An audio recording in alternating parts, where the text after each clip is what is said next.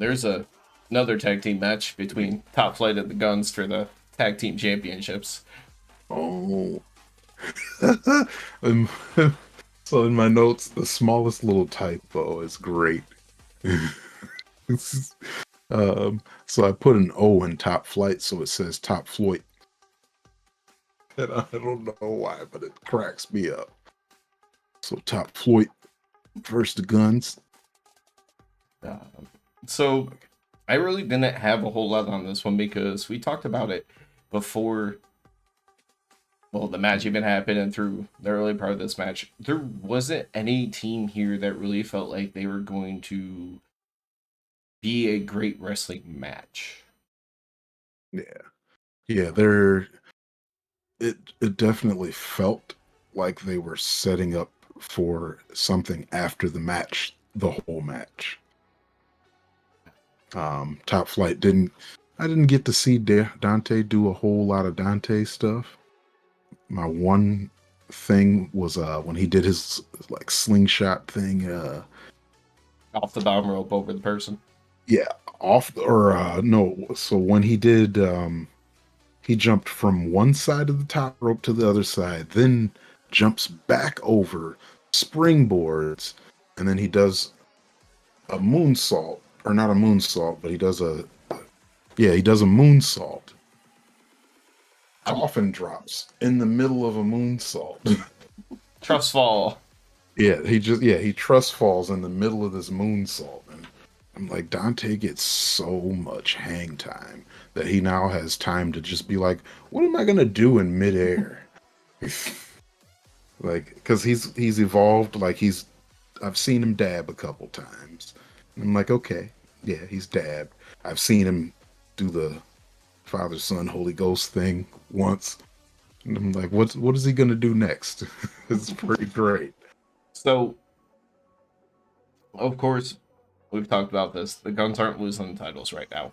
They end Oh up getting the win, but you are right. This match was solely to set up things down the road, but it wasn't just to set up things down the road for the champs, which we can yeah, get to that in a moment. But you did get to yeah. see Dante fly another time because at one point the Kingdom comes down. They're attacking Darius on the outside of the ring, and Dante just flew over the top to take out both those guys in their shiny purple outfits.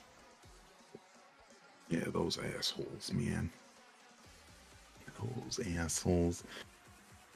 So now So they you have something with Top Flight in the Kingdom, which I wouldn't be surprised if that ends up that's being involved in the Ring of Honor tag team title picture.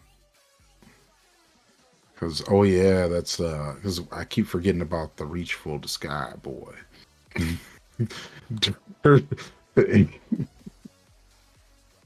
um, so yeah, that'll definitely spill out into that. Maybe they're trying to tell us that those two teams are going to be like the major players in that. I could see Darius and Dante being It would work for Ring them. of Honor tag champs. I could see that. I That think would they be would have to cool. lose and then you'd have to have them chase. But I think that's where Maybe the so. story's at. But that allowed, that little distraction allowed, once Dante gets back in the ring, the Guns hit him with the 310 to Yuma for the win. But we'll say the Ass Boys chants.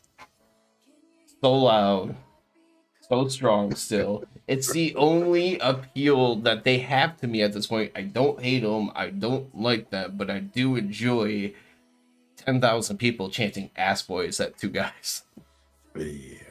Um, that's that's my problem with the guns. I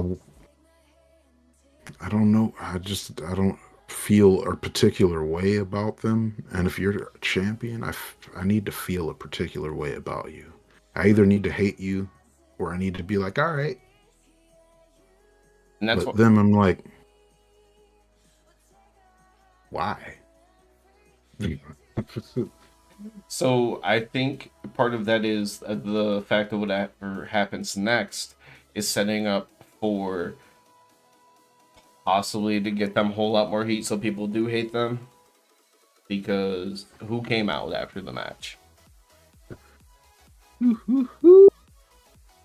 Oh, FT Dad. Yeah, Team Dad wrestlers came on down, and that was they didn't really have to say much, just because the points that they made here. It was AEW is telling some stories right now. That's all I gotta say. AEW is telling some motherfucking stories, bro. But I mean, the extent of it was they wanted a tag team title shot. Austin kept yelling, "No, there's nothing you can ever offer up to make us want to fight you again." And they keep suggesting things like, "We won't tag anymore. We won't do this." They keep saying no until they get to the point where they say they will quit AEW. But we already know their contracts are ending, or the old contracts are up in April. So So everything's lining up. I mean, I feel like that's going to be that's part of the work here. Is like, well, their contracts are up, and if they lose to the Guns, that's it. This is good storytelling. At least I hope it's just good storytelling, and they're not actually like, yeah, we're leaving, so we'll just go ahead and take this loss to the Guns before we leave. Because you would hope that they would leave the door open for them to be able to come back. And them saying they quit and they would never wrestle in AEW again, to bring them back like 6 months later, a year later, seems kind of silly. Right, right. Like I wouldn't bring them back that fast. They'd have to be gone for a while. You'd have to hope, like, oh, you'll come back to us after you do WWE for like 3 years. Mm-hmm. Yeah, yeah. Like it would have to be an extended time. So that's why I say it's do or die for them. Either they win this match or they are actually leaving AEW. Yeah. Now, when's the match going to be? Is the question. Mm, When's that next big Dynamite? no.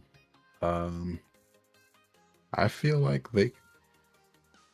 Uh, that's okay. Double or Nothing is a long time away.